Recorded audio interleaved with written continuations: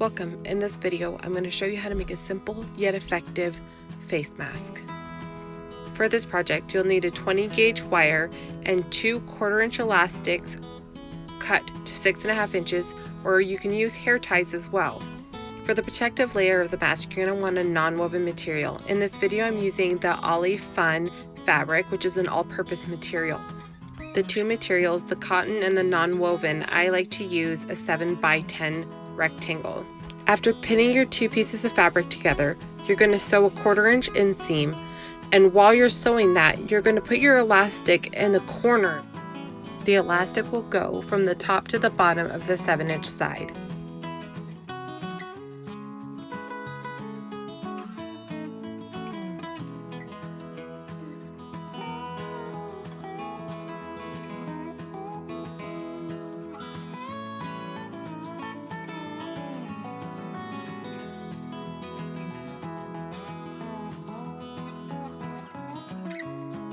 Leave about a 2-inch space so that way you can flip your project right side out. Now you'll want to trim each corners. This will cut down on the bulk when you flip your project right side out. You'll be cutting your 20 gauge wire to 4 inches, and then you'll turn in each of the sides just so that way it doesn't poke through your fabric. Flip your project right side out.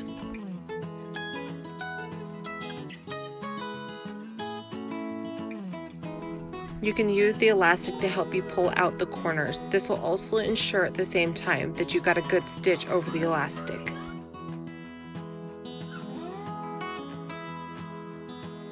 Once you've got your project right side out, put a 1/4-inch top stitch around the whole mask.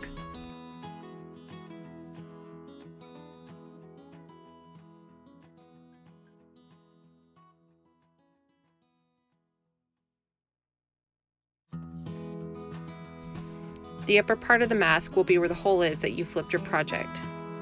You will need 3 pleats on each side of the mask to help with the form. I don't have an exact measurement on this, I just use my eyes to try and figure out what looks most even between each side by pulling each side of the fabric to make sure that that line goes straight across.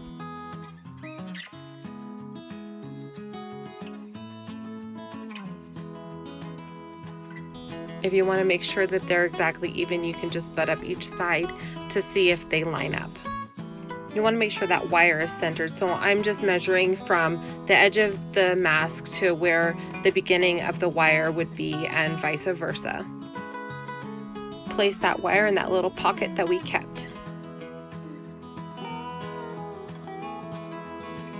I changed my needle position to being centered at this step. It helps with getting that nice top stitch a little bit closer to the edge.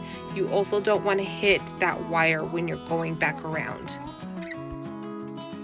I put the pins in here so that way I can see where I need to sew down and back up from that original 1/4-inch top stitch back to the top of the stitch where I'm currently stitching, and I carefully go from one side to the other to avoid hitting that wire.